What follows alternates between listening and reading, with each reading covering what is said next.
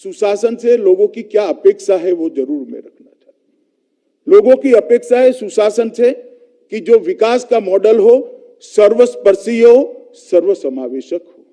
देश का कोई क्षेत्र ऐसा ना हो जिसमें विकास का स्पर्श न होता हो, और समाज का कोई व्यक्ति ऐसा न हो जिसका विकास के मॉडल में समावेश न होता हो।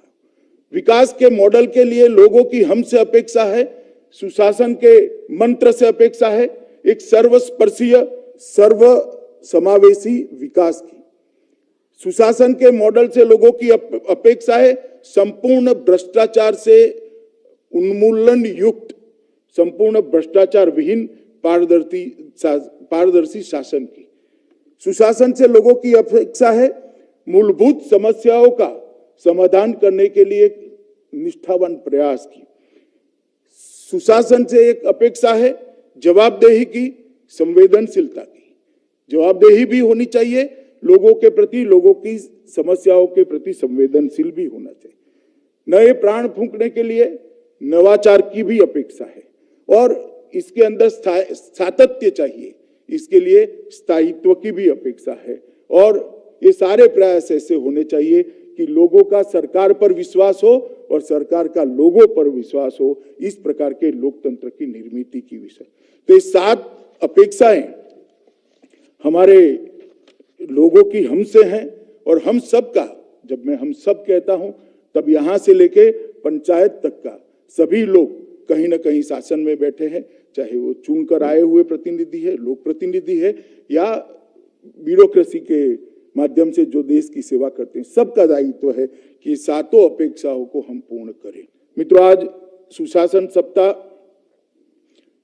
का बहुत बारीक ब्यौरा मेरे पहले 2 सचिवों ने भाई जितेंद्र सिंह जी ने दिया है।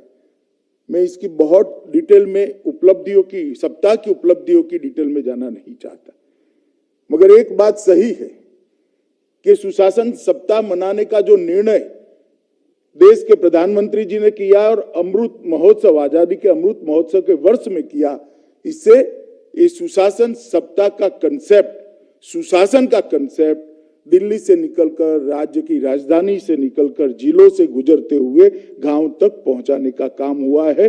और ढेर सारे गांवों में पटवारी से लेकर यहां पर भारत सरकार के मंत्रिमंडल सचिव तक ये पूरी व्यवस्था को आज सुशासन सप्ताह का परिचय हो गया, सुशासन शब्द का परिचय हो गया। मैं मानता हूं ये बहुत बड़ी उपलब्धि है। मित्रों, टेक्नोलॉजी का उपयोग, नीतियों का निर्धारण और प्रशासन के अंदर टेक्नोलॉजी का उपयोग, इसके माध्यम से ही सुशासन आ सकता है। मोदी जी ने मिनिमम गवर्नमेंट की दिशा में बहुत सारा काम किया है। राज्यों और भारत सरकार में ई गवर्नेंस, सिटीजन चार्टर को बढ़ावा देना, राष्ट्रीय ई सर्विस डिलीवरी मूल्यांकन सिस्टम, गुड गवर्नेंस इंडेक्स की शुरुआत की, आज जिसको प्रकाशित करेंगे। दैनंदिन प्रशासन में ई ऑफिस, ई समीक्षा, आधार के साथ बायोमेट्रिक प्रणाली, डीबीटी, पेंशन की मंजूरी और भुगतान निगरानी के लिए भी ई प्रणाली लाई गई। सार्वजनिक वित्तीय प्रबंधन प्रणाली लाई गई, जैम पोर्टल बनाया गया, केंद्रीय प्रोक्योरमेंट पोर्टल भी बनाया गया। जन कल्याण के विषयों में भी ई गवर्नेंस लागू किया गया।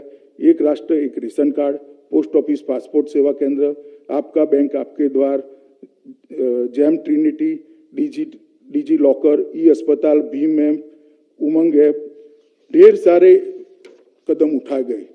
सरकारी प्रक्रियाओं में भी ई गवर्नेंस के लिए वर्चुअल कोर्ट, गृह विभाग ने लगभग 16,000 से ज्यादा पुलिस स्टेशनों को ऑनलाइन ले लिया है। CCTNS के माध्यम से ई मार्ग, इलेक्ट्रॉनिक रख रखाव, ई प्रोसिक्यूशन, ई FSL, ई जेल, शिक्षा के लिए एकीकृत जिला सूचना प्रणाली बनी है।